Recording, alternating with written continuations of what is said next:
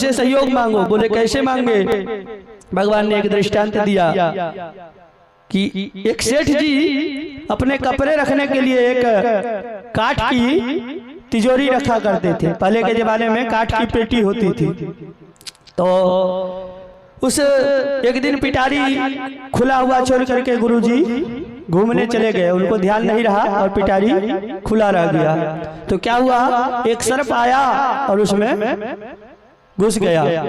तो चूहा पहले से उस बिल में छुपा हुआ था, उस काठ के लकड़ी में चूहा पहले से मौजूद था, क्योंकि खुला हुआ छोड़ करके चले गए थे सेठ जी। तो कपड़ा काटने में पहले चूहा मास्टर होता है, तो सबसे पहले चूहा उसमें प्रवेश कर गया था। अब चूहा की गंध पा करके एक सर्प चूहा को खाने के लिए उस पिटारी में चला गया। इतने में गुरुजी को याद आया कि अरे दरवाजा मैंने खुला छोड़ दिया है। तो गुरुजी आए और दरवाजा लॉक कर दिए। क्या हुआ, दरवाजा को लॉक कर दिया। अब चूहा और सर्प दोनों कैद हो गए। किसमें? पिटारी में। किसमें? पिटारी में। तब सर्प जो है वो चूहा को देख करके उसका जीभ लपलपाने लगा, क्योंकि वो उसका भोजन है, आहार है। तो भोजन मिल गया। फिर वो सर्प सोचने लगा कि मैं अगर इस चूहे को खा जाऊंगा तो फिर मैं इस पिटारी में परा मैं भी मर जाऊंगा, क्योंकि पता नहीं कब लॉक खुलेगी और कब मैं बाहर जाऊंगा। तो क्या करूं? अगर ये चूहा हमको सहयोग दे दे, क्योंकि चूहा अगर उसमें छेद कर दे तो मैं भी बाहर आ जाऊंगा, तो छुटकारा हमको मिल सकता है। तो मुक्ति सुक्ति दोनों हो जाए, ऐसा कुछ काम किया जाए।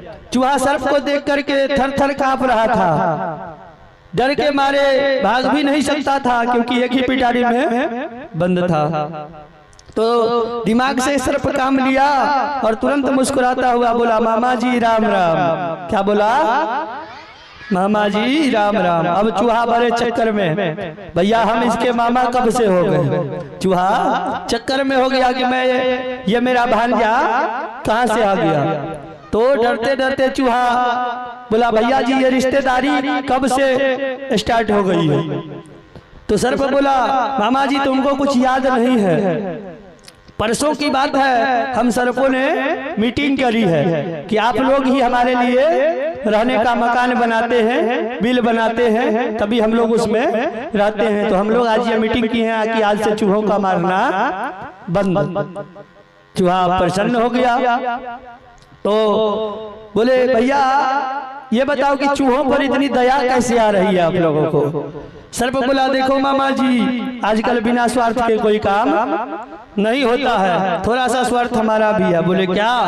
बोला देखो मामा जी आजकल हमारी जनसंख्या जो है काफी बढ़ती जा रही है, तो रहने को मकान हमको मिलते नहीं है, तो मकान आप ही लोग हमारे लिए तैयार करते हो। चूहा ही बिल बनाता है, उसी बिल में सर्प रहता है। तो आप अपनी पहने पहने दांतों से लंबी लंबी बिल खोद देते हो और हमको जो भी बिल मिल जाता हम लोग उसी में रह लेते हैं।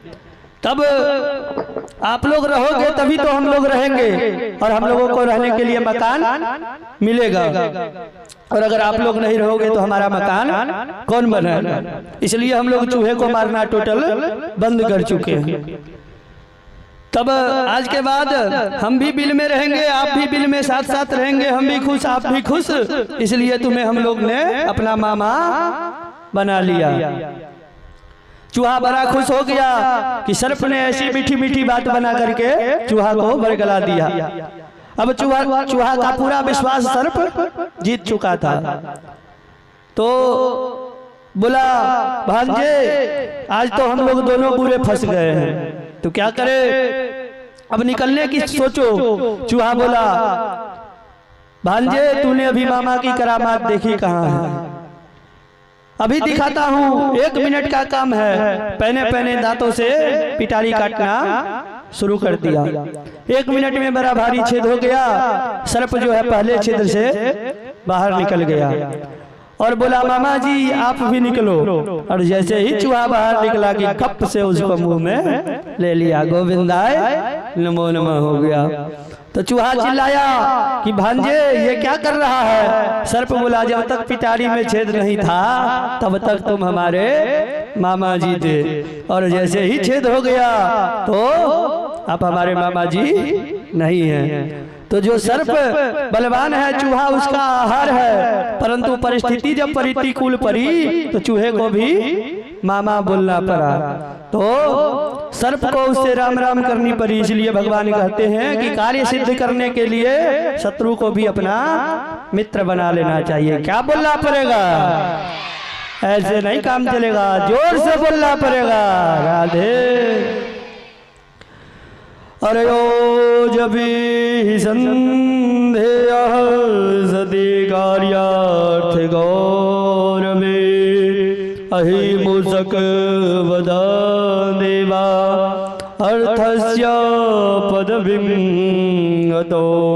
अहि मूषक वद, जैसे सर्प ने चूहा से मित्रता किया, ऐसे ही आप लोग जाओ और दैत्यों से मित्रता करो, तभी वो तुम्हारा सहयोग करेंगे।